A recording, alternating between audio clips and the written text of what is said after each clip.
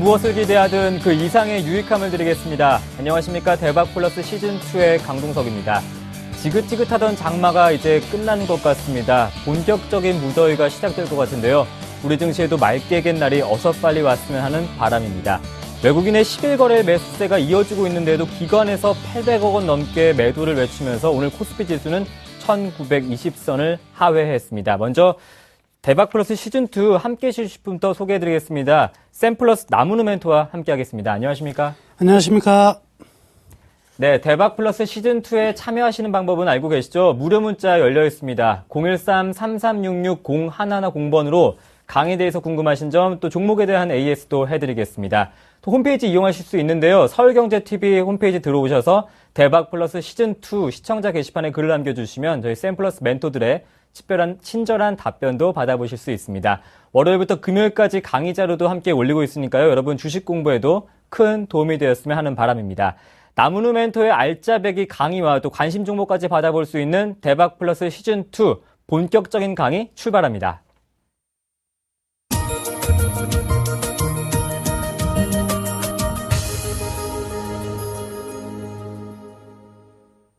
네, 외국인도 순매수 꾸준히 하고 있고 연기금 쪽에서의 매수세가 유입되고 있는데 또 글로벌 증시도 호조를 보이고 있고요. 우리 증시만 유독 하락하고 있습니다. 오늘장 시장 마감 정리와 함께 시장 키워드도 짚어주시죠.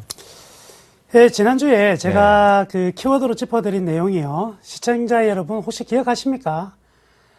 대라 좀 쉬다 가자. 이게 지난주 키워드였습니다. 지금은 계속 주가가 달릴 수는 없죠. 적정하게 좀 쉬어줘야지만 다시 힘을 낼 수 있는 것입니다. 지금은 철저히 휴식 기간이다 이렇게 보시면 되겠네요. 그래서 오늘 장 키워드는요. 증시도 휴가 중입니다. 자, 우리만 휴가, 모든 사람이 휴가를 가는 것이 아니고요. 펀드 매니저들도 휴가를 가고 그리고 우리나라 증시도 현재는 휴가 자리다 이렇게 보시면 되겠습니다. 자, 우선 오늘 하루 같은 경우에도요. 굉장히 지지부진한 흐름이 나왔었거든요. 미국 증시 상승했었고 중국 증시도 좋았어요. 외국인도 매수는 했지만은 선물에서는 매도가 나왔는데 왜 지금 지수에서 답보 상태의 흐름이 나타나느냐? 첫 번째 이유는요. 역시 기술적 부담입니다. 그래서 외국인들의 현재의 충돌이 발생하고 있다. 지난주에 설명해 드렸었죠.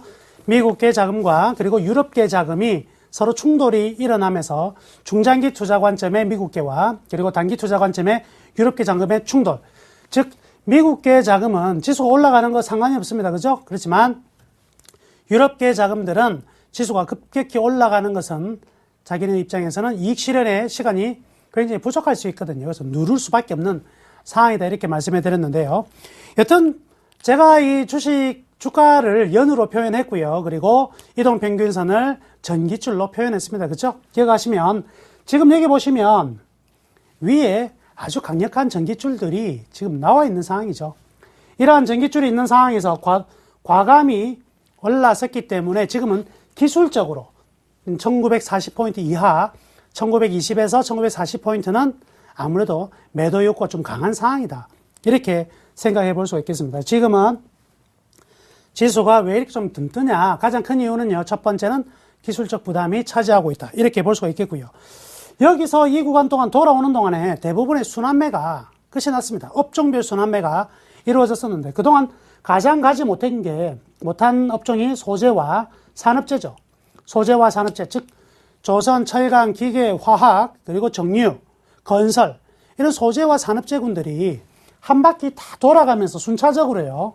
다 일정 부분 상승이 나왔어요. 순환매가 다 돌아갔다는 거죠. 그래서 한 바퀴 다 돌았는데 유일하게 돌지 못한 업종이 하나 있습니다. 그렇죠? 어디 있죠? 바로 전기전자.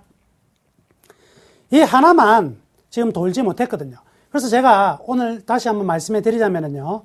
1920에서 1942 강력한 전기줄들을 돌파시켜 나가기 위해서 반드시 필요한 것이 바로 전기전자 업종입니다. 즉 삼성전자가 치고 반등이 강하게 나타나지 않으면 1940포인트는 돌파될 수가 없다. 이래 보시면 되겠네요. 오늘 같은 경우 좀 재밌었던 일은요. 삼성전자가 내림세가 기록되었는데 또 LG전자가요, 한 2% 상승이 장중에 나왔어요. 이는요, 기다리다 삼성전자 안 가? 에이, 내려도 혼자 갈래? 라고 올라가는 전형적인 종목별 차별화에 따른 종목별 매수가 진행되었다. 이렇게 볼 수가 있겠습니다. 그래서 지금은요, 아직은 삼성전자가 강하게 치고 나는 흐름이 나타나고 있지 않는 상황이기 때문에 지수는요, 당분간도 1920포인트 부근에서 머물 수밖에 없다. 이렇게 말씀해 드리겠고요. 그렇지만, 우리 삼성전자가 그러면 언제까지 이렇게 상승이 뭐 안 나타나고 답보 상태에 머무르냐? 거의 끝은 다 오는 것 같아요. 재밌는 사실은요. 여기에 보시면 이 빨간색 점선 있죠. 이게 바로 신용잔고예요. 신용잔고 물량인데 지금 신용잔고가요.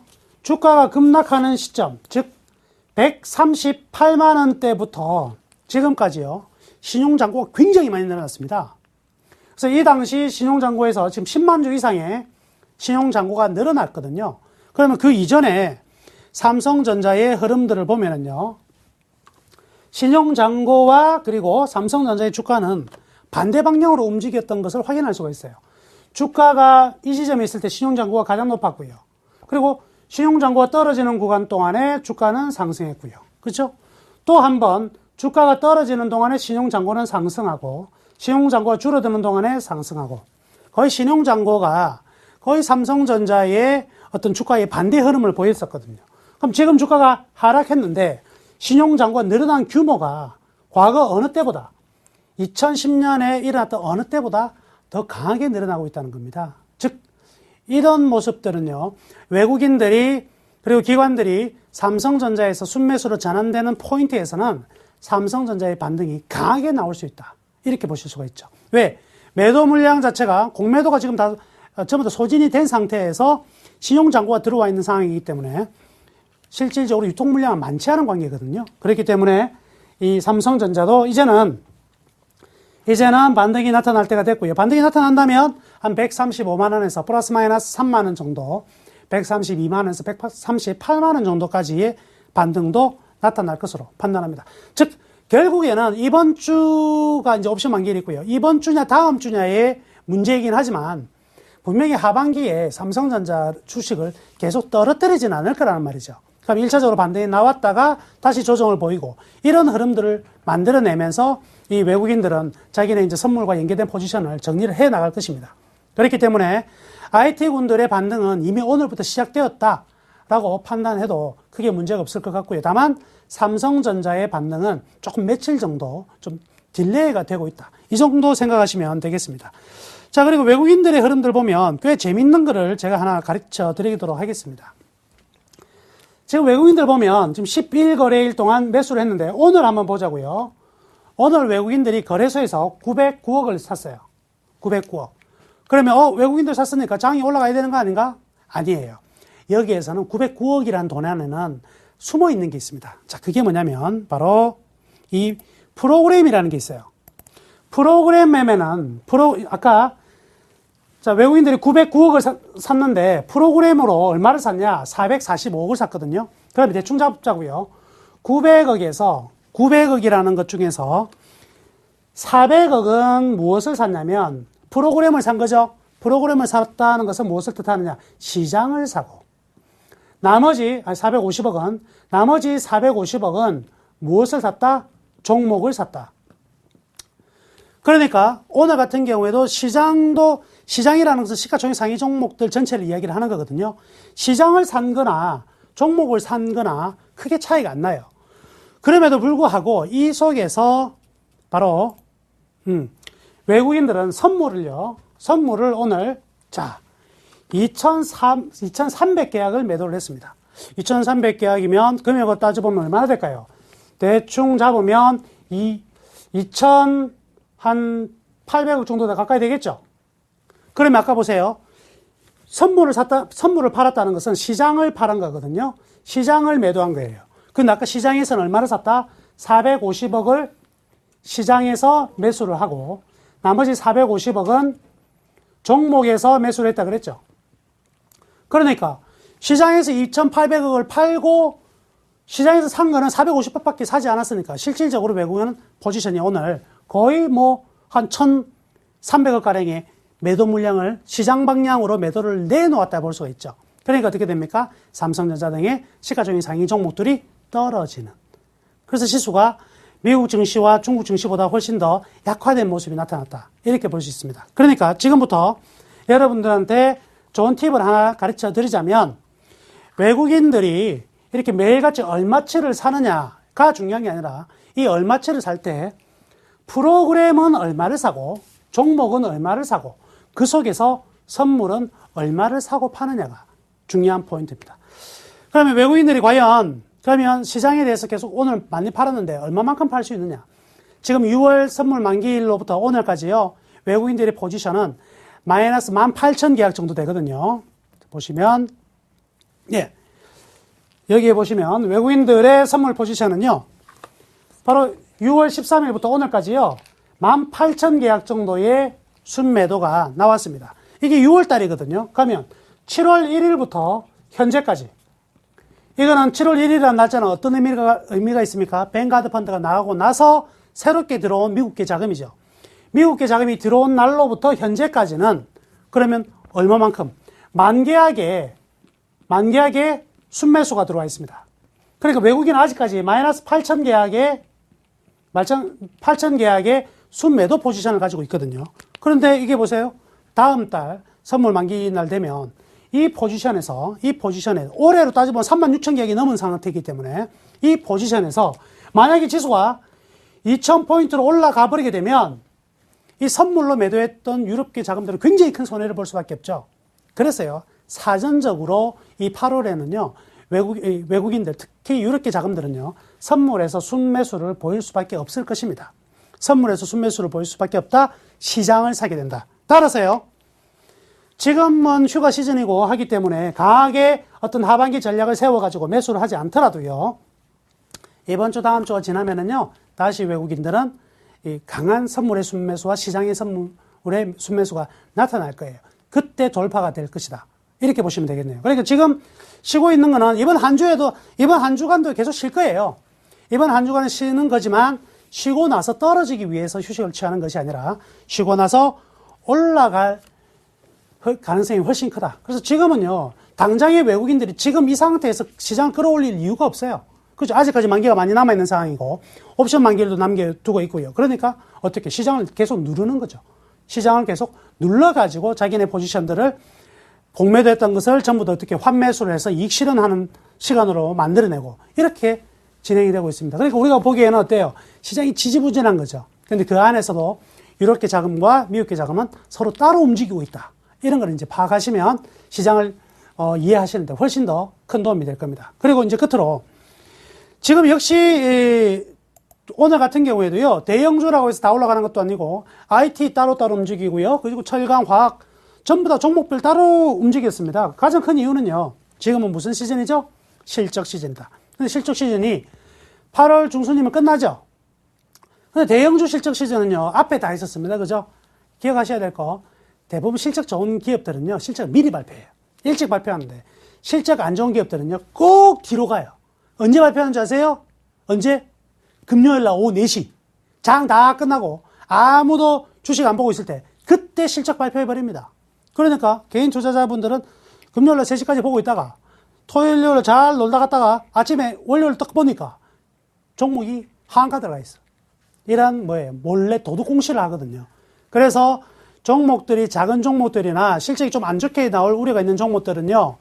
사실은 금요일이 항상 위기다 이렇게 보시면 되겠고요. 그럼에도 불구하고 앞으로도 이제 실적이 좋게 나타나는 종목들은요. 그때부터 매집이 들어가니까 역시 그때부터 조금씩 사 들어가는 거는 나쁘지 않다. 그래서 지금은요. 아직까지는 이번 주 다음 주는 종목들이 전부 다 실적에 따라서 움직인다. 근데 외국인은 장을 올릴 생각이 없다. 그러니까 장은 어때요? 그만한 장인데 종목은 따로따로 움직이는 철저한 개별 종목 장세가 진행될 것이다. 이렇게 말씀해 드리겠습니다. 네, 단순한 외국인이 매수하는 것만 확인할 것이 아니라 프로그램, 또 수급, 또 종목별로 어떤 종목들을 사는지도 확인하셔야 될 것 같습니다. 지난 시간에 인포피아를 관심 종목으로 설정해 주셨는데요. 이번 주가 중요한 추가 전략이 필요할 것 같습니다. 오늘 18,200원에 종가 맞췄고요. 수익률은 한 1% 정도 구간인데요. 인포피아 추가적인 AS 받아볼게요. 예, 인포피아 사신 분들 분명히 좀 계실 것 같습니다. 네. 최근에 그전에도 종목도 좀 수익률이 좀 괜찮았고요. 최근에 좀 수익률이 좀 좋게 나오고 있기 때문에 인포피아 한번 지난주에 남은 장이 사라 그랬으니까 한번 사볼까? 사신 분들. 사시고 나서 주가가 뭐 거의 뭐 제자리에 있다시피 하니까 1%밖에 오르지 못하고 있으니까 이제 살짝 이제 겁이 나기 시작하는 거죠. 이러다가 혹시 떨어지는 거 아니야? 걱정 안 하셔도 됩니다. 가장 큰 부분은요, 우리나라의 앞으로 이 바이오와 이 IT가 접목되는 가장 멋진 기술은요, 전부 다 개인용 진단기입니다. 의료 진단기 부분이 가장 성장할 가능성이 많은데, 인포피아가 지금 뭐죠? 애플, 아이폰용 혈당 진단기가 나와 있죠. 이 부분입니다. 이게 8월부터 시판이 돼요. 지금부터 이제 본격적으로 시판이 되고, 나중에 아이폰 5까지 연결되는 이런 혈당 체크기가 나올 거거든요. 바로 지금 뭐냐면, 헬스케어 중에서 개인들이 가지고 다니는 개인 진단기가 이 인터넷과 스마트폰과 결합이 되어서 훨씬 더 큰 시너지가 나타난다는 거죠. 이런 부분들은요, 현재 인포피아의 향후 실적이 개선되는 것을 떠나서 선도주자의 어떤 그 네이밍을 확실하게 할 수 있기 때문에 지금 현 가격에서 절대 흔들리실 이유는 없을 것입니다. 그래서 지금요, 중요한 포인트 가격이 해요. 단기적으로 이 18,000을 깨고 내려가면 뭐 물량이 조금 나올 수도 있습니다. 물량이 좀 나올 수도 있는데 그런 관점으로 단기적으로 접근하시기보다는요, 현재 흐름에서 이제 오히려 이번 주부터 실적 시즌을 앞세워가지고 추가 상승 가능할 가능성이 훨씬 크거든요. 그러니까 인터파크 가지고 계신 분들은요, 걱정하지 마시고 그대로 보유하셔도 된다는 말씀 전해드리겠습니다. 네. 인포피아 수익률 10% 보고 관심 정보 설정해 주시는 거니까요. 손절가 17,000원 지키시면서 일단은 보유 전략을 참고하시면 좋을 것 같습니다. 이제 본격적인 강의를 들어봐야겠죠? 지금 바로 시작합니다. 기초를 알아야 모든 걸 알 수 있다. 주식의 기본부터 시장의 흐름을 꿰뚫어보는 알짜배기 노하우를 공개한다. 나문우의 돌직구 분석법, 지금 바로 시작합니다.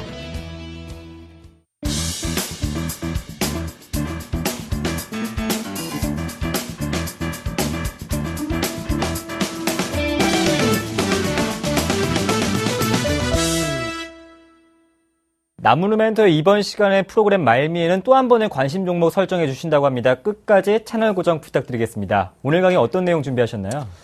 예, 오늘은 지금 시청자분들이 꽤 많이 듣는 이야기인데 이게 무엇인지 잘 모르시는 분들이 꽤 많은 것 같아요. 그래서 이 부분을 좀 짚고 넘어가고자 합니다. 지난번 이제 산업 분석했는데 단어예요. 오늘은요, 바로 이 주식의 증자와 배당, 그리고 새로운 신종 사채라고 새롭게 나오는 사채들에 대해서 좀 알고 넘어가자. 근데 이게요, 주가에 굉장히 큰 역할을 하거든요. 주가 상승하고 하락하는데 큰 역할을 하기 때문에 이 내용을 반드시 기억을 해 두시고 넘어가야 돼요. 그래야지만, 이 내용을 알아야지만 앞으로 주가가 어떻게 될 건지, 그리고요, 여기에서 여러분들께 아주 좋은 투자 방법을 하나 가르쳐 드릴게요. 이 투자는요, 우리가 지금 주식 투자를 하는 것은 목적이 뭐죠? 수익을 내기 위해서. 쉽게 말해서 돈 벌자고 하는 거거든요. 그런데 돈을 벌 수 있는 방법이 꼭 주식만 있는 게 아니에요. 그렇죠? 주식만 있는 건 아닙니다. 어디든지 우리가 돈이 될 수 있다면 가야 되겠죠. 그래서 채권이 등장하는 거예요. 채권이 등장해서 채권도, 이런 채권은 투자하기가 굉장히 쉽고 아주 좋다는 것을 또 하나 설명해 드리기 위해서 여기에 하나 끄집어냈습니다. 자, 우선 첫 번째, 자, 우리가 증자 이야기를 많이 들어봤을 거예요. 그죠? 증자의 반대말은 뭘까요? 감자. 그럼 자본금이 어떻게 된다? 증가된다. 감자는 자본금이 줄어든다. 그럼 자본금이라는 게 회사가 설립을 해가지고요. 회사가 설립을 해가지고 얼마로 출발한다? 뭐 5억이든 30억이든 출발할 거 아니에요. 그럼 자본금이 늘어나고 줄어들고의 차이점이 어떤 게 있냐면, 대부분의 경우가 부채 같은 경우는 이 자본금을 가지고 담보를 설정을 하죠. 그러면 자본금이 100억이었다. 그러면 100억에 대해서 뭐 돈을 빌려줬거든요. 근데 이 회사가 감자를 해버려요. 10억으로. 그러면 자본 가치가 10억으로 줄어들게 되면 누가 손해를 봐요? 100억의 담보를 잡히고 투자한 채권자들이 굉장히 큰 손해를 보게 된다고. 그래서 이 감자는요, 아무나 쉽게 할 수 있는 건 아니에요. 그렇죠? 채권단에 동의가 있어야 된다. 이렇게 보시면 되겠고요. 여튼 증자라는 것은 자본금이 증자된다. 자본금은요, 무엇으로 구성이 되어 있냐면, 자본금은요, 주식으로 구성이 되어 있죠. 주식으로 구성이 되어 있습니다. 주식이 뭐 액면가, 주식의 액면가에다가 주식의 수량을 곱하면 자본금이 돼요. 주식 액면가에다가 수량을 곱하면. 즉, 10,000원짜리 주식이 100장 있다. 그럼 100만 원이에요. 그죠? 그게 자본금이에요. 근데 이 자본금을 늘리는 방법이 이렇게 지금 제일 먼저 나오는 게 두 가지가 있네요. 첫 번째가 유상증자, 유상, 돈 받고 주식을 주는 거예요. 돈 받고 주식을 준다. 그런데 돈 받고 주식을 주는데, 자, 회사 입장에서 보면은요, 제일 소중한 사람들이 누구냐면, 회사 입장에서는 현재 자기 주식을 보유하고 있는 기존, 누구예요? 구주주. 그죠? 기존의 주주가 굉장히 제일 중요합니다. 그죠? 그럼 이 주주들한테, 기존 주주들의 이익을 많이 줄수록 좋은 거잖아요. 많이 줘야 되죠. 그러니까, 새로운 주식으로 예를 들어서 30%를 더 발행을 하겠다. 주식을 더 발행을 할 테니까. 그러면 기존의 주식을 가지고 있는 사람한테 먼저 혜택을 줘요. 우리 구주주 여러분, 우리가 자본금을 좀 증자할 필요가 있으니까 우리가 증자를 하겠다. 그러니까 30% 늘릴 거니까 10주 가지고 계신 분들은 3주를 더 사세요. 이러는 거예요. 그러면 주식 가지고 있는 사람이 3주를 더 살 수도 있고 안 살 수도 있죠. 그리고 뭐 좋은 조건이 없으면 안 살 가능성이 많아요. 이럴 경우에 어떻게 해요? 할인을 시켜줍니다. 할인을 시켜줘가지고 30% 할인, 10,000원짜리를 7,000원, 뭐 이런 식으로 할인을 시켜주는 거예요. 그러니까 구주주들한테 할인을 시켜주는 거는요, 100% 할인시켜줘도 상관이 없어요. 왜? 주주들의 부를 위한 거니까. 그런데요, 이런 게 있어요. 자, 여러분들이 한번 들어보셨을 건데, 이런 게 있네. 제3자 배정. 그죠? 제3자 배정은 당사자가 아니라는 소리예요. 주주들한테 배정을 하는 것이 아니라 전혀 모르는 사람한테 배정을 하는 거예요. 근데 만약에 그 사람한테 주식을 굉장히 싸게 준다. 안 되겠죠? 구주주가 피해를 받을 수밖에 없다. 이럴 경우에는 할인율이 제한이 됩니다. 무조건 그냥 할인을 할 수가 없어요. 일정 부분으로 법에서 정해놓은 요건만큼만 제한을 해서 받게 돼 있어요. 그러면 여튼 할인을 가면 안 해줘야 되는 거 아니냐? 구주주가 피해보는데 그건 아니고요. 회사가 너무 안 좋아요. 너무 안 좋은데 돈이 필요해. 돈이 필요한데 기존의 주주들한테 증자를 할 테니까 사세요 하니까 아무도 안 살 것 같거든. 그럼 책임을 누가 진다? 이사회가 지는 거예요. 그러니까 그나마 다른 사람한테 돈 빌려와서 내가 할게 라고 얘기를 하니까 그래도 놓아주는 거예요. 자, 이런 거를 유상증자를 한다. 돈을 받고 할인을 적용해서 발행하는 거다. 그래서 3자 배정의 경우에는 할인율이 제한이 되는 거예요. 자, 그러면 돈을 받고 하는 증자가 있는데 이번에는요, 돈을 안 받고 하는 증자가 있어요. 요즘에 무상증자. 내가 어떤 주식을 100주를 가지고 있었거든요. 그런데 50% 무상증자가 나왔다. 그러면 가만히 있는데 50주를 더 줘요. 기분 좋네. 100주에서 150주로 늘어나게 되는. 그러면 이 주식이 더 늘어나니까 자본금이 만약에 이때 당시에 100억의 자본금 회사였다면 50%가 더 늘어나죠? 어떻게? 150억의 자본금으로 증가되는 거예요. 그럼 회사가 무슨 돈이 있어가지고 주주들한테 공짜로 이렇게 줄 수가 있을까요? 바로 회사가 그동안 돈을 모아둔 게 있다고. 근데 이 모아둔 게요, 돈 벌어서 모아둔 것이 아니라 주식을 통해서 모아둔 돈들이 있고요. 또 하나, 회사가 어떤 마이너스 될 것 같아서 준비하고 있는 적립금들이 있어요. 이 적립금들이 많아지게 되면 그 돈 많이 가지고 있을 필요가 별로 없잖아요. 위험한 건 다 가지고 있고, 그걸 훨씬 넘어서는 게 있으면 그 한도 내에서 주식들한테 주식을 나눠주는 거예요. 그런데 이게 재밌는 게요, 가만히 보시면은 이제 일반 초보분들은 헷갈려 하는 게 이거예요. 내가 10,000원에 100주를 가지고 있었거든요. 그런데 회사에서 50주를 준대. 그러면 나는 졸지에 10,000원짜리를 150주가 됐네. 그럼 50% 수익이네? 이건 아니에요. 이건 아닙니다. 10,000원짜리 주식이요, 50%가 더 들어옴으로 인해서 가격을 확 깎아버립니다. 가격을 깎아버려요. 7,500원으로. 이런 식으로. 가격을 깎아서 결국 내가 150주가 되더라도 실질적인 자산가액은 똑같아요. 그러면 이게 뭐예요? 주식 더 받아봐야 실질적으로 내 돈은 뭐 1억치를 가지고 있었는데 무상증자를 100%를 받아도 내 돈은 1억이에요. 그럼 좋은 거 하나도 없네? 아니죠. 회사 입장에서 보면 이 무상증자를 시행하는 이유가 주식은요, 거래가 됨으로써 적정한 값어치를 가게 돼 있거든요. 근데 거래가 너무 안 돼요. 그러면 저평가가 되어 있는 상태에서 엄청나게 저평가가 진행될 수 있고요. 그렇죠? 그러니까 적정한 거래량을 만들어주기 위해서 무상증자를 했다. 그러면 살 수 있는 사람들이 많아지게 되는 거죠. 살 수 있는 사람들이 많아지고 팔 수 있는 사람도 많아지고 이렇게 됨으로써 이 회사의 적정한 주가로 환원을 할 수가 있습니다. 이런 점이 가장 크게 장점이 된다. 그러면 반대로 주식이 너무 많아요. 주식이 너무 많은 상태에서 무상증자나 유상증자를 해버리면 어떻게 되는 거예요? 물량이 더 많아지니까 더 안 좋게 돼요. 그래서요, 최근에 무상증자를 하는 종목들은 올라가는데 유상증자 하는 종목은 유상증자 이야기만 나오면 주가가 떨어져요. 왜? 물량만 많아지는 거니까. 물량만 많아지고 회사는 자꾸 돈을 땡기려고 하니까 회사가 잘 돌아가고 충분히 현금이 있으면 유상증자 안 해도 되죠. 왜? 자기 자본이 있으니까. 돈이 부족하니까 자꾸 땡기는 거거든요. 이래서 주가가 유상증자 한다고 하면 얘들 왜 이거 하냐 하면서 주가가 떨어지는 경우가 많이 생기죠. 자, 무상증자는 이렇게 주식을 공짜로 받는 건다. 근데 주식을 공짜로 받는 방법이요, 무상증자 하나만 있는 게 아니라 하나 더 있어요. 주식 배당이라는 게 있어요. 자, 회사가 올해 장사를 한 100억치를 했어요.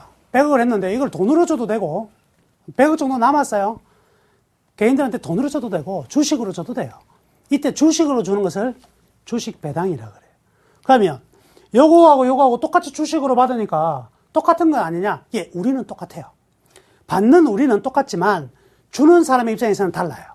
어떤 돈을 가지고 주식을 주느냐의 게임이죠. 그래서 여기 같은 무상증자 같은 경우는 자본잉여금, 자본에 대한 부분과 법정 적립금으로 준다고 한다면 여기는 주식 배당은 이익을 내고 남은 돈 가지고 주는 거예요. 아, 이익금 가지고 주는 거네. 이익금 가지고. 그러니까 이익금 가지고 주니까 주식 배당은 언제만 가능할까요? 회계연도가 끝나고 나서 배당을 할 수가 있어요. 회계연도 끝나야지만 할 수 있지만 무상증자는 언제든지 돈을 가지고 있는 거죠. 지금 당장도 돈을 가지고 있는 거니까 무상증자는 언제든지 가능하다.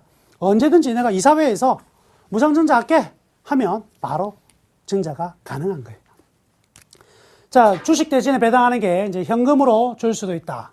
똑같죠. 이익이 생겼을 때 현금으로 주고 주식으로.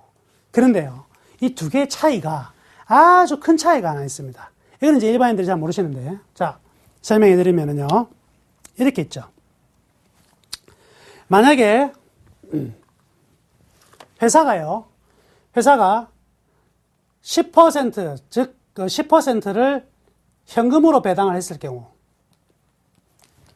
그리고 10%를 주식으로 배당을 했을 경우, 사실은요, 현금 배당이 굉장히 매력이 있는 이유가 여기에 있어요. 자, 만약에 내가 주식을 10,000원 주고 샀어요. 그런데 이 날짜에 배당기산일이 있어요. 배당기산일. 회계연도 종료일에 이틀 전이 배당기산일이거든요. 그때 딱 사면은요, 현금을 배당할 경우에는 그 다음날 가격 출발할 때 그대로 10,000원 출발이에요. 10,000원 출발해가 가격이 움직이는 거예요. 그럼 나중에 10% 현금이 들어와요. 그런데 10% 주식 배당을 할 경우에는요, 10,000원으로 어저께 샀는데 이 배당락이 탁 돼버리면 바로 9,100원으로 시작해요. 출발 금액이 주식 배당은요, 떨어져서 출발한다. 이런 걸 보고 뭐라는 권리락이라 그래요. 권리락. 배당을 받을 수 있는 권리가 떨어져 버렸다. 그러니까 그 뒤에 산 사람들은, 저 앞에 산 사람은 10,000원을 주고 사더라도 배당을 10% 받을 수 있으니까 이 사람들은 10,000원 줘도 사도 되는데, 그 다음날 산 사람은 9,100원에 샀거든.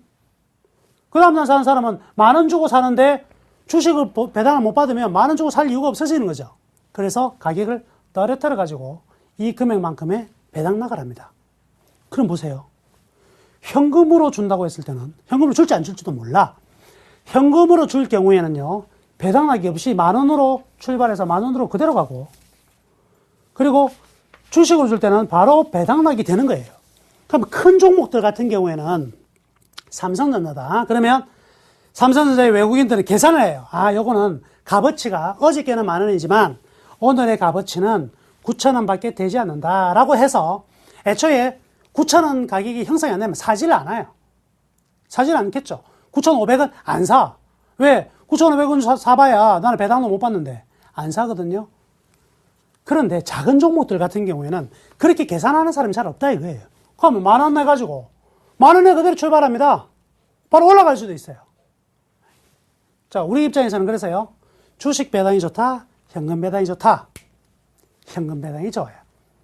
대형주의 경우에는 현금 배당이나 주식 배당이나 별 차이가 없지만 작은 종목일수록 현금 배당과 주식 배당은 큰 차이가 벌어진다는 거. 이거 하나 기억해 두시면 되겠네요. 그러니까 연말에 배당 투자를 할 때는요.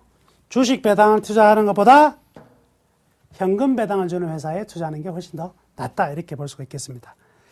자, 그래서 일단 증자, 돈을 받고 증자하는 거니까 회사 입장에서는 현금이 들어오죠. 현금이 들어옵니다. 무상증자는요. 돈이 들어오는 게 공짜로 주는 거니까 회사 안에서는 새로운 돈들이 유입되는 게 없어요. 돈은 제자리예요. 그죠? 제자리입니다.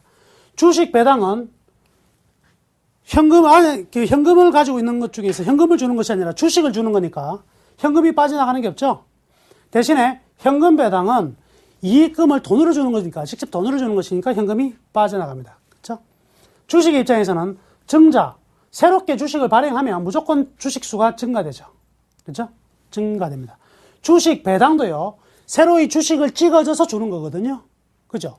50% 아까 찍어줘서 주는 거니까, 요것 또한 주식수는 늘어난다. 근데 현금 배당은 돈으로 주는 거니까, 뭐, 아무것도 주식수는 늘어나지 않죠. 그래서 보면, 특징적인 부분은요, 유상증자의 경우에는, 자, 3자 배정의 할인율은 제한이 있고요. 무상증자는 언제든지 가능하다, 언제든지. 다만, 채권단의 이익을 침해할 가능성이 있어요. 채권단의 담보 가치가 줄어들 수 있는 부분이 있기 때문에. 그래서 일정 부분 제한을 하고 있는 부분은 존재한다. 그 다음에 주식 배당은요, 결산 후에만 하는구나. 결산 후에 돈이 남아야지 이거 가지고 하는 거니까. 그렇죠? 그리고 현금 배당은 권리락이 없다. 강제적 권리락이 없다. 이렇게 보시면 돼요. 자, 이게 지금 증자와 배당에 대한 내용입니다. 여튼요, 여기 이 부분에서의 결론을 말씀해 드리면, 주식이요, 대화랑장일 때는 유상증자도 호재요, 무상증자도 호재요, 배당도 호재요, 현금 배당도 호재입니다. 화랑장에는 무조건 호재예요. 그런데요, 박스권장이나 하락장에서는 완전히 갈립니다. 박스권장이나 하락장에서는 유상증자는 악재다. 무상증자는 호재다. 이 정도는 기억을 해 두셔야 되겠네요. 그럼 지금 같은 타이밍에서 최근 같은 장세에서 유상증자를 한다 하면 좋은 호재예요, 악재예요? 악재다. 별로 좋지 못하다. 이렇게 보시면 되겠습니다. 자, 그 다음에 이제 중요한 이제 사채. 여기 사채라는 게요, 저 같은 사람이 돌아다니면서 일수가방 돌아다니면서 돈 받고 하는 게 사채가 아니에요. 이 사채는 무슨 채? 회사채. 그런데 제일 많이 이제 우리가 알고 있는 최근에 많이 들어보는 채권이요. 전환사채라는 놈이 있고, 신주인수권부사채라는 게 있어요. 자, 이 두 개를 먼저 설명을 해드릴게요. 이게 굉장히 재밌는데, 지금 최근에 같은 경우에도 신주인수권부사채 발행하는 기업들 굉장히 많이 늘어나고 있죠. 자, 우선, 최근에는 전환사채는 잘 없어요. 근데 구조만 먼저 설명해 드릴게요. 컨버터블 본드니까. 전환사채라는 놈은요, 어떻게 생겼냐면, 내가 채권을 삽니다. 만약에 1억을 빌려줬다. 1억을 돈 빌려주면 채권이라는 게 나오잖아요. 그죠? 1억을 빌려주면 매년 이자가 나와요. 1년에 뭐 3%든 5%든 이자가 나와요. 그래서 통상 뭐 3년에서 5년짜리인데, 주로 5년짜리인데, 이자를 받습니다. 그리고 끝나고 나면 원금 돌려받는 게 채권이에요. 그냥 채권은 그랬는데, 앞에 C가 딱 붙으면 어떤 게 되냐면, 요거를 일정한 시점이 지나면, 사모는 한 달, 공모는 한 달, 사모는 1년이거든요. 일정한 시점 지나면, 너네 주는 돈으로 안 받고 주식으로 받을게. 주식으로 받아가지고요, 채권 대신에, 채권 너 가져가. 대신 너 구해서 주식 줘. 주식을 가져와가지고 그냥 시장에다가 매도해버립니다. 그럼 이 사람들 생각해보세요. 이 채권 투자한 사람은 왜 주식으로 바꿔서 시장에다 매도를 할까요? 주가가 어떻게 됐습니까? 많이 올라갔기 때문에. 여기서 보여드릴게요. 어떤 때가 이래 되느냐. 예를 하나 드리겠습니다. 이야, 이거 정말 중요한 내용인데, 앞으로 전환사채 투자는요, 반드시 해보세요. 반드시 한번 해보셔야 됩니다. 자, 어떤 회사의 주가가 10,000원이에요. 10,000원의 주가입니다. 이걸요, 제가 2011년도에, 2011년도가 아니고 2008년입니다. 하이닉스가 전환사채를 발행했었거든요. 그때 제가 유료 세미나를 10만원짜리를 했어요. 10만원짜리인데 80명이 왔습니다. 80명이. 굉장히 많이 온 거예요. 그때 추천 종목 하나밖에 없었어요. 그게 무엇이었냐? 하이닉스 전환사채였어요. 하이닉스 전환사채 청약해라. 재밌는 사실은요, 아무도 청약 안 했어요. 청약했으면 굉장히 돈을 많이 벌 수 있었다는 것을 제가 가르쳐 드릴게요. 자, 보시면은요, 주가가 10,000원이에요. 그러면 주식을 사는 사람들은 10,000원 주고 사야 되겠죠. 그런데 여기 이 회사가 전환사채를 발행해. 그러면 이 전환사채는요, 내가 그냥 채권을 가지고 있는데, 여기에는 어떤 옵션이 붙어 있다고. 어떤 옵션이냐면, 13,000원에 주식으로 전환이 가능한 옵션이 붙어 있어요. 그럼 보세요. 처음에 돈을 줬을 때 내가 주식으로 바꾸면 얼마예요? 13,000원. 근데 지금 주가는 얼마예요? 10,000원이네. 그러면은요, 지금 채권이 13,000원짜리 채권을 사가지고 주식으로 바꾸면 됩니까? 안 됩니까? 바꿀 이유가 없죠? 그냥 주식 사면 10,000원인데 왜 13,000원짜리 채권 사가지고 바꾸겠어요? 안 바꾸죠? 그런데 이렇게 보자고. 주가가 5,000원으로 떨어졌어요. 그러면 주식 산 사람은 어떻게 돼요? 주식 산 사람은 5,000원 손해봐요. 반토막이 나죠. 이 사람은요, 채권이니까 이자만 받아 먹는 거야. 이자만 받으면 되죠. 5%씩 이자 받는 거예요.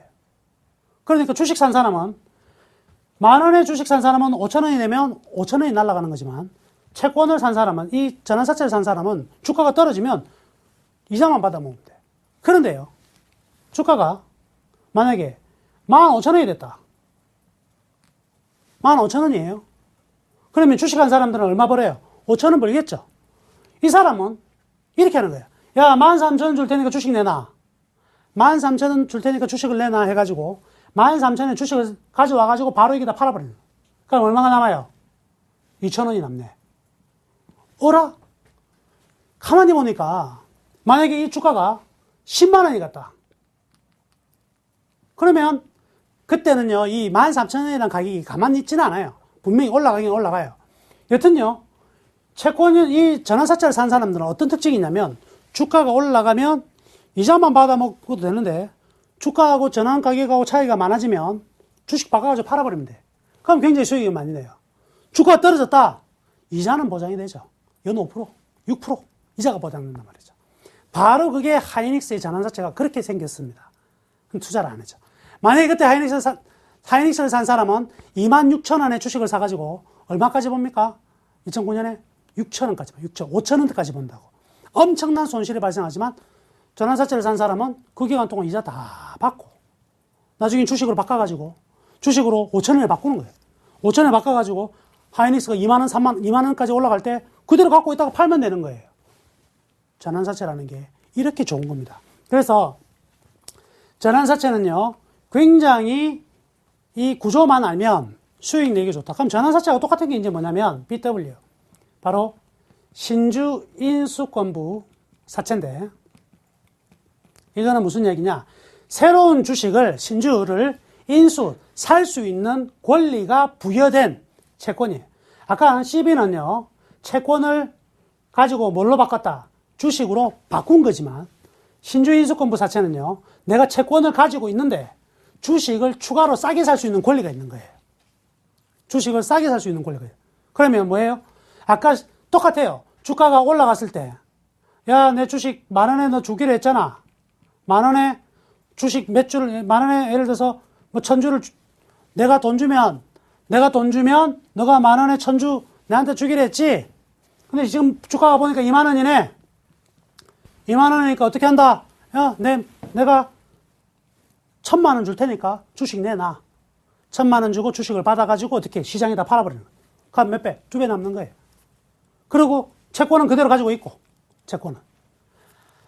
그러니까 두 개의 이 채권이 어떤 성질을 가지냐면 채권이지만 주식으로 바꾸든지 주식을 새로 받을 수 있는 권리가 생기는 거죠. 이게 바로 전환사채와 바로 신주인수권부사채의 가장 큰 매력입니다. 그러니까 이걸 잘 활용을 하게 되면 언제 좋다? 주가가요, 확 떨어졌다가, 사고 나서 확 떨어졌다가 확 올라가게 되면 엄청난 수익을 발생시킬 수가 있습니다. 이게 바로 신주인수권부사채와 전환사채의 특징입니다. 자, 그래서 전환사채의 경우는요, 내가 주식으로 바꿔달라 하면 그 회사의 주식을 받을 수가 있고, 그리고 신주인수권부사채는요, 해당 기업의 주식을 취득하면서 돈을 새로 내야 돼. 네, 돈을 새로 내야 됩니다. 그리고 이 두 개의 공통점은요, 전부 다 어떻게 해요? 주식, 그 회사의 주식을 그대로 살 수 있는 게 특징이다. 그러면요, 기업의 입장에서는 이런 게 생긴단 말이죠. 어떤 게 생기냐면, 채권을 발행을 했으니까 기업 입장에서는 뭘 가지고 있는 거죠? 부채를 가지고 있죠. 그러니까 어떻게 하냐면 이 사람들한테 계속 주식으로 바꾸게끔 할 거라고. 왜? 이 사람들이 주식으로 바꿔버리면 그다음부터는 이 사람들한테 이자 안 줘도 되죠. 그렇죠? 그냥 자기 주주가 되어버린 거니까. 그래가지고요, 이 두 가지가 맞아떨어지는 겁니다. 채권자 입장에서는 주식으로 수익을 많이 낼 수 있는 가능성이 있기 때문에 주식을, 전환사채를 사게 돼 있고, 기업 입장에서는 부채로 발행했지만 나중에 자본금으로 바꿀 수가 있기 때문에 이게 매치가 되면서 굉장히 많이 발행이 되고 있습니다. 바로 이 부분이 현재 가장 많이 일어나는 부분이다, 이렇게 보시면 되겠네요. 그러니까 여튼 보시면 이 두 개를 발행한다는 것은요, 발행하고 나면 어떤 결과가 생기는 거예요? 둘 다 주식이 늘어난다. 그죠? 채권이었던 게 뭐로 바뀌고 주식으로 바뀌고, 그리고 신주인수권부 자체 같은 경우는 채권으로 가지고 있는 사람이 새로운 주식을 싸게 잡을 수 있으니까 또 주식을 발행해야 돼. 주식이 무조건 올라가네요. 주식이 숫자가 많아지게 되네요. 그러니까 물량이 많아지는 거, 아까 뭐하고 비슷한 현상이 난다. 증자와 비슷한 효과가 발생하니까 물량이 많아지죠. 그러니까 주가의 희소 가치는 떨어지게 되는 거죠. 그러니까 지금 같은 경우에는요, 증자를 하니까 증자가 잘 안 돼. 그러니까 어떻게 하냐면 기업들이요, 요거 요즘 제일 많이 발행하죠. 신주인수권부사채를 발행을 해버린다. 그러면 결국 뭐예요? 이게 주식으로 나중에 물량이 터져 나오는 거죠. 우리는 주식을 10,000원에 샀는데 나중에 이 신주인수권부사채를 산 사람들은 뭐 6,000원, 7,000원에 주식을 사게 될 거라고. 그러니까 우리보다 어때요? 훨씬 싸게 살 수 있는 권리가 생기는 거죠. 이런 게 바로 주가가 떨어질 수밖에 없는 내용이 되는 거예요. 그래서 새로 나오는 신주인수권부사채라든지 그리고 전환사채 같은 이런 채권들은요, 대부분의 경우가 이제 주가에는 악영향을 줘요. 특별한 경우가 아니라면 역시 주가에는 악영향을 줄 수밖에 없다, 이렇게 보시면 되겠네요. 그리고 이제 교환사채라는 것과 교환사채과 여기는 지금 현금 배당이 아니고 이익참가부사채라는 게 있어요. 이익참가부사채.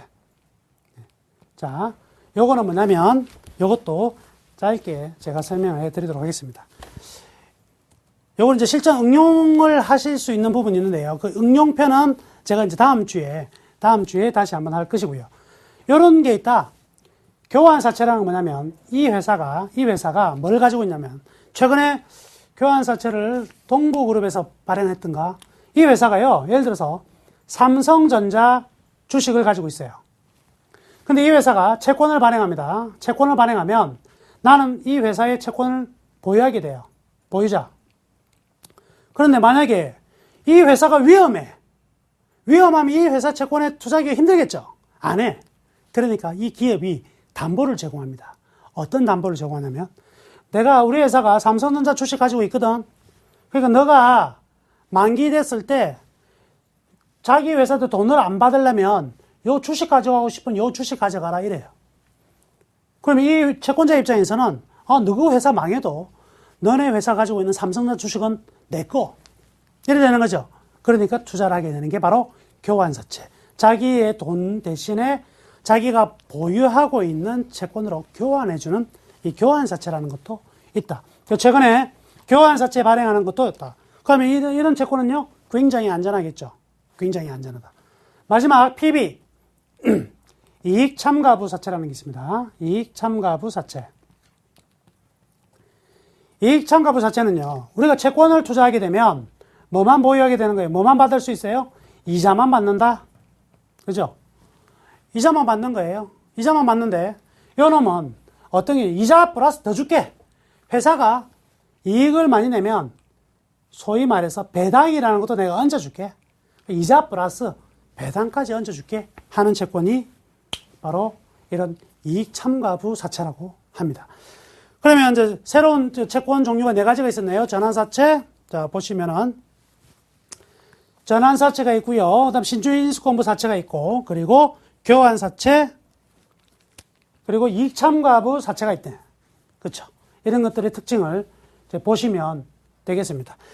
자, 오늘은 이 강의는요, 여기까지 하고, 요거를 이제 언제 써먹을 수 있느냐, 좀 구조, 그리고 현재 나오는 주식들하고의 관계, 어떻게 써먹을 수 있느냐는 다음 이 시간에 다시 한번 제가 상세히 설명해 드리겠고요. 끝으로 관심 종목, 예, 오늘도 많이 기다리셨으니까 관심 종목 한 종목을 설정해 드리도록 하겠습니다. 자, 오늘의 관심 종목은요, 오늘의 관심 종목은 바로, 예, 에코프로라는 종목입니다. 에코프로. 지금 최근 들어서 주가가 꽤 많이 좀 상승을 하고 있습니다. 좀 안정적 상승이 나오고 있는데, 이 기업 같은 경우에는요, 우선 이 바로 2차 전지 테마 속에 속해 있는 기업이라 이렇게 볼 수가 있겠습니다. 그래서 지금 현재 에코프로 같은 경우는 굉장한 기술력도 많이 가지고 있지만 이 투자처가 굉장히 다변화가 되어 있습니다. 그래서 최근 이제 중대형 건전지 SBL 같은 경우에서도 이 회사의 그 제품, 특히 이제 니켈 니켈 관련 양극화 물질에 대해서도 굉장히 좀 많이 승인을 한 부분이거든요. 그래서 향후 굉장히 좀 성장성이 좀 크다. 이렇게 볼 수가 있겠습니다. 상세한 내용을 설명해 드리기에는 시간이 좀 다소 좀 부족해가지고요. 이 기업에 대한 내용은 추후에 좀 더 하도록 할 것이고요. 그다음에 매매 기법만 좀 설명해 드리겠습니다. 오늘 가격 11,100원인데요. 11,100원인데 11,000원 정도면 매수를 하자. 11,000원 정도에서는 매수가 가능한 영역이고, 추세를 타고 가면은요, 12,500원 정도까지는 가능할 것 같아요. 12,500원 선에서는 우리가 1차 목표로 잡아두죠. 그리고 손절매 가격은요, 요 라인 되겠네요. 요 라인, 만원 정도가 깨어진다면, 손절매를 한번 고려해보자. 이렇게 말씀해 드리면서 오늘 강의는 마치도록 하겠습니다. 네, 에코프로 관심 종목으로 받아봤습니다. 오늘 샘플러스 나무누 멘토와 함께했습니다. 고맙습니다. 네, 오늘 출연한 나무누 멘토의 무료 강의가 내일 오전 8시 30분부터 3시 30분까지 진행됩니다. 여러분의 많은 관심 부탁드리겠습니다. 또한 월요일부터 목요일까지 주식 승천이 끝나고 밤 11시 30분부터 12시 30분까지 샘플러스 전문인가들의 무료 방송도 진행되고 있으니까요. 여러분의 많은 관심과 성원 부탁드리겠습니다. 여러분의 성공 투자를 기원합니다. 대박 플러스 시즌2였습니다. 고맙습니다.